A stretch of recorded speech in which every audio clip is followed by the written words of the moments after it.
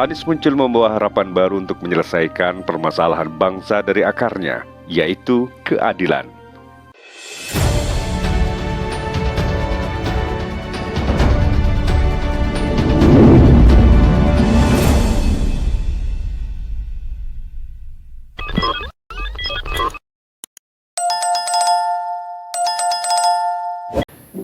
Assalamualaikum warahmatullahi wabarakatuh. Jumpa kita kembali, saya Bustami Narda, kembali pula mendoakan kepada Allah Subhanahu wa taala, Tuhan Yang Maha Esa. Semoga seluruh pemirsa selalu mendapatkan keberkahan hidup dari Allah Subhanahu wa taala, Tuhan Yang Maha Esa.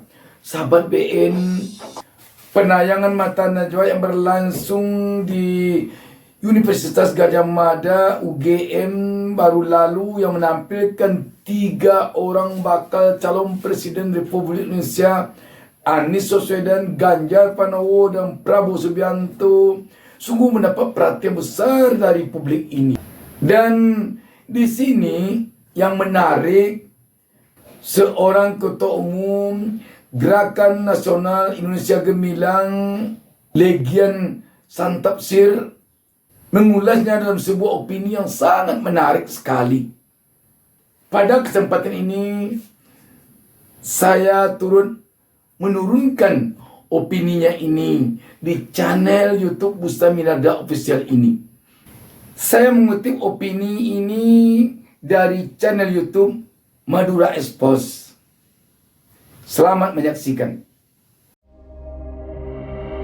Prabowo masa lalu, Ganjar kemarin, dan Anies masa depan, oleh Legisan Samtapsir, Ketum Gerakan Nasional Indonesia Gemilang. Menyaksikan acara debat Capres di UGM kemarin 19 September 2003, luar biasa. Hebat UGM, hebat Mata Najwa, hebat rakyat Indonesia.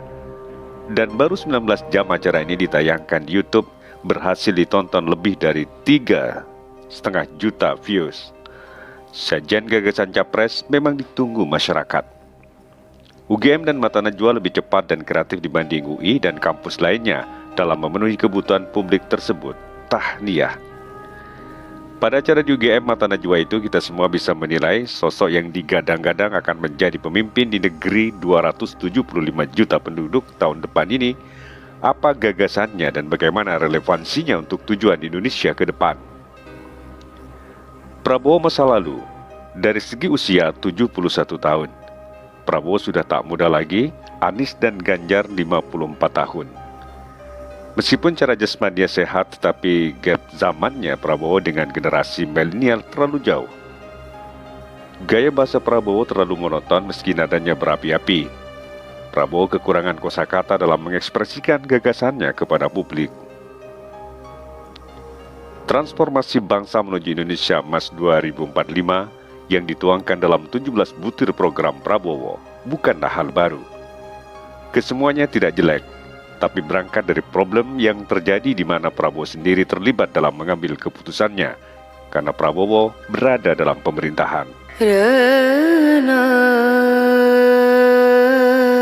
Itu bisa berarti Prabowo memahami permasalahan yang terjadi, tapi juga bisa berarti Prabowo tak cukup kredibel untuk mewujudkannya. Perkataan Einstein sepertinya tepat untuk kali ini. Permasalahan saat ini hanya dapat diselesaikan dengan tingkat pemikiran yang lebih tinggi daripada tingkat pemikiran yang menciptakannya. Ganjar masa kemarin setara dengan Prabowo. Ganjar lebih identik dengan rezim Jokowi, bahkan pelanjut estafetnya. Artinya Ganjar pun sama tak akan cukup kuat untuk melakukan perbaikan di Indonesia ke depan. Sekali lagi, perkataan Einstein, kata tidak bisa memecahkan masalah dengan tingkat pemikiran yang sama seperti saat kita menciptakan masalah tersebut. Ganjar tak bisa keluar dari paradigma neoliberal dalam memberi solusi, karena ia bagian dari rezim yang neoliberal saat ini, di mana pembangunan hanya bertumpu pada pertumbuhan dan berpihak kepada investor atau kapitalis dan mengabaikan keadilan dan kebangsaan. Konsep hilirisasi dan digitalisasi tidak buruk, tapi implementasinya hanya berdasarkan konsep pertumbuhan yang miskin rasa keadilan dan kebangsaan. Padahal kedua prinsip pembangunan berkelanjutan ini harus melekat di dalam kebijakan. Anies masa depan. Anies berhasil melepaskan diri dari paradigma neoliberal rezim saat ini dengan memasukkan unsur keadilan di dalam konsep pertumbuhan ke depan. Tagline yang digunakan, meluruskan jalan, menghadirkan keadilan untuk Indonesia yang lebih maju dan lebih adil. Memang akar permasalahan bangsa ini sejatinya adalah keadilan, di mana pemerintah gagal menciptakan keadilan komutatif sekaligus keadilan distributif. Ketimpangan ekonomi dan sosial yang demikian tajam menjadi bukti gagalnya keadilan distributif atau ketidakadilan akses ekonomi, dan banyaknya konflik agraria dan keterbelahan masyarakat. Menurunnya kualitas demokrasi adalah bukti gagalnya keadilan komutatif atau penegakan hukum. Anies muncul membawa harapan baru untuk menyelesaikan permasalahan bangsa dari akarnya, yaitu keadilan.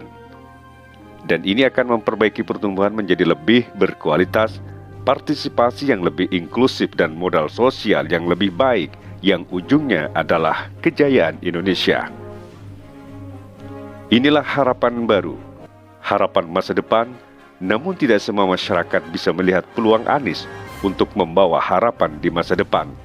Apalagi gegap gempita Pilpres sesungguhnya adalah pertarungan apa dan siapa yang di belakang kontestan. Dan ini tentu saja sangat tidak sehat, tetapi realitas ini terjadi. Oleh karena itu, kampanye gagasan, pengenalan kontestan dan pendidikan pemilih terkait keadaan bangsa dan figur capres, seperti yang dibuat oleh UGM Mata Najwa, adalah sangat-sangat penting. Ini juga yang seharusnya dilakukan oleh semua simpul kekuatan masyarakat, seperti partai, semua kampus, masjid, majelis taklim, semua ormas dan relawan. Tidak dengan membuat framing bagi calonnya, tetapi terutama edukasi yang objektif dan berkualitas. Demikian, wassalamualaikum warahmatullahi wabarakatuh. Jangan lupa subscribe. Jangan lupa subscribe.